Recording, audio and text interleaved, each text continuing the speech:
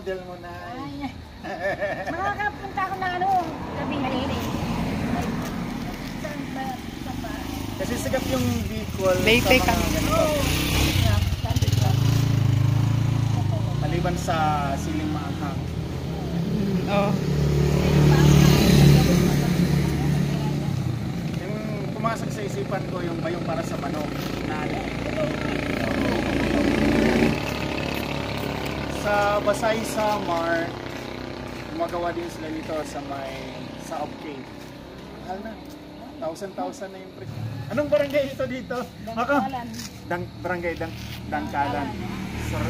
Pulusan. Mali ito yung pinaka raw materials. Nakakita rin ako ng ganyan, yung sombrero na yari sa Buri, sa Isabel Leyte. Puti. Yung benta nila doon sa kanilang pwesto ay mga 40 to 45. Matala dito, 25 lang yan. Barato na. Barato din eh. Barato din. Sana pag Yung bayong, 23 lang yan, 24. 23 pesos. Sa Gawa niya? yari mo. Ano lang, hinato lang.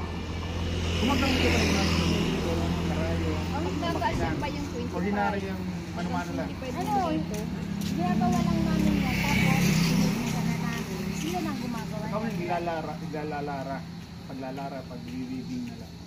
Diba yun? Hindi pa kami sila gumagawa. Yung hinaanuhan yan. Design. Okay lang. Okay, design. Ganyan lang ang design. Yan.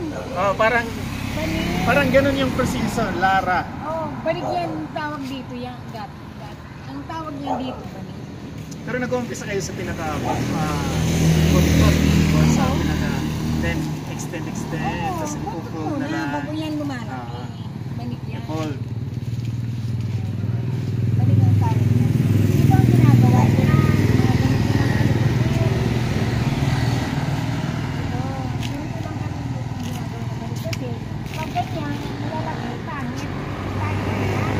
May mga butas-butas sa between sa may square. Mga box lang. May mga butas-butas lang. Parang box lang. Malaki. Binili mo na yun or sariling tanim lang ninyo? At least na meron pang natitira. Oo. Meron kasi hindi mo naman yung dapat ibuti. Yung anak mo, merong marunong gumawa. Kasi tagagawa kami ng mga something like kung Valentine's, bouquet. Mga bukit. Minsan naman yung mga pulseras, Ito mga Kwintas. Bisaya no? Mga hilig sa mga Bisaya, yung mga porcelain na Yung mga gawa ng sheer. Kasi yung pag may bisita na gagawa kami ng garland. Oo. Talaga. So bihira na lang ito kasi yung lolo ko, silang tagagawa. Bariyo yung ginagamit nila. O rumblon. Karamihan, bariw kasi lang. Kaya lang,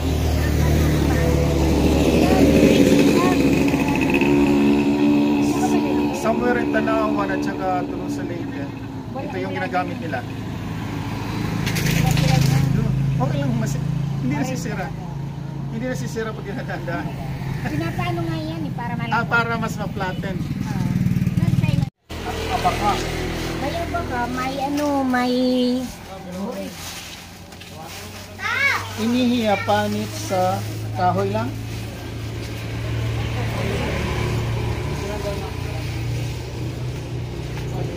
Guri, may sa baka.